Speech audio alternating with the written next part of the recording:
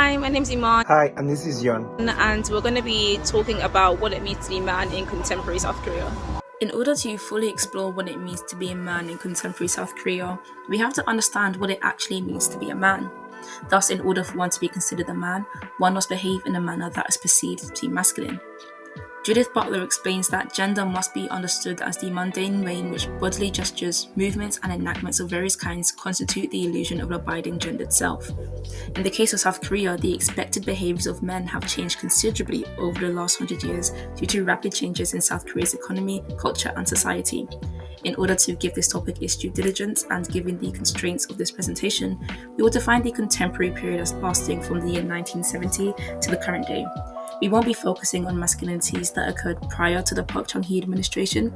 Instead, we'll be focusing on the following aspects of what it means to present as a man in contemporary South Korea: military masculinity, corporate masculinity, and how masculinities are portrayed in Korean media. The Korean War lasted between 1950 and 1953 and saw the increase of the Korean army from 100,000 to 650,000 soldiers, an increase of 550%. Whilst conscription did exist prior to the administration of Park Chung-hee, it was underneath his rule that the conscription of Korean men was expanded and its implementation began to be taken much more seriously. These circumstances serve as the background for the emergence of the militarized man. The way that the military man performs is shaped by nationalism. He is able-bodied in order to fulfill his military service, he completes his military service with no attempt to evade it, and he willingly puts the nation's interest before his own. This portrayal of the militarized man paints him as a nationalist. He takes pride in his ability to provide for the country and the effort he puts into helping the nation reach prosperity. Thus, masculinity and nationalism become linked. Park Chung-hee's administration continues to expand military conscription. The completion of military service began to become much more pervasive in society. And here we're going to focus on the integration of military service with the job recruitment process. The completion of military service granted you many benefits in the 1980s. Firstly, you were able to have your military service recognized as work experience, allowing you to have access to a higher starting wage, and it put you above those who had not completed their military service in line for promotions. Secondly, you had the benefit of actually applying to jobs. The completion of military service was the third most printed requirement after education and age. This was an action that was supported by the government in order to reduce the number of men that would evade their military service.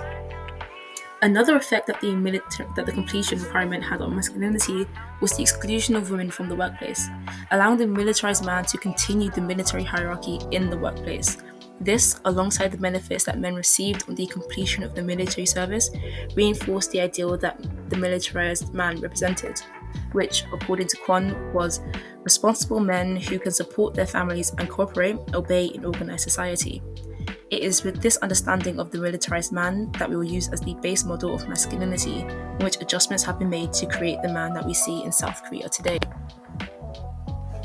The next aspect that we'll be looking into in order to explore what it means to be a man in South Korea is corporate masculinity. The workplace acts as a site where men can acquire valued resources that enable dominance over others.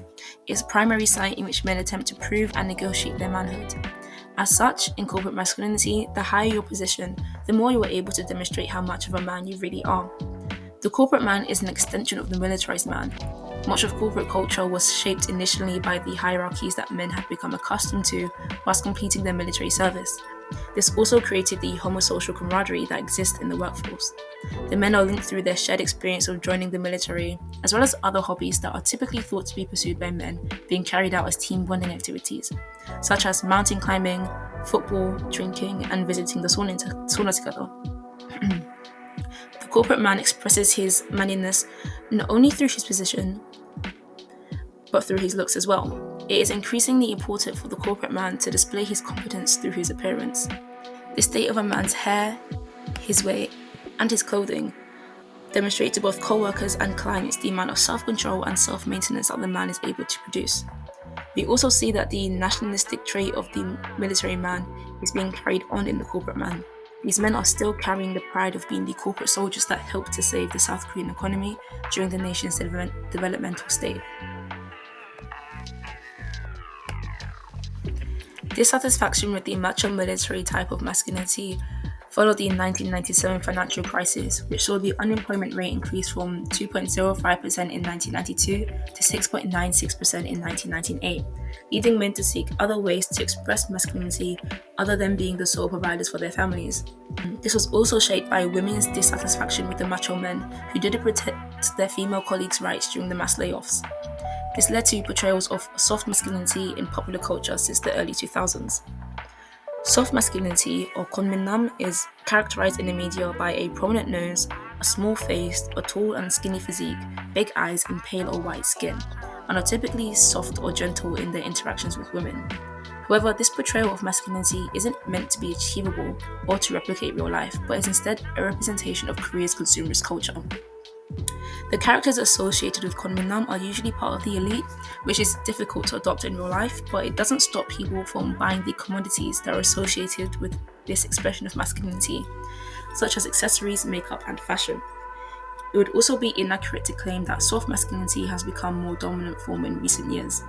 Murrell's work shows that Kkonminam are more like to youth culture or a subculture that men usually grow out of once they've left the military and feel pressured to conform to their work environment and follow certain patterns which connect them to their peers. In this study, we can see that the softer performances of masculinity often lose to hegemonic masculinity.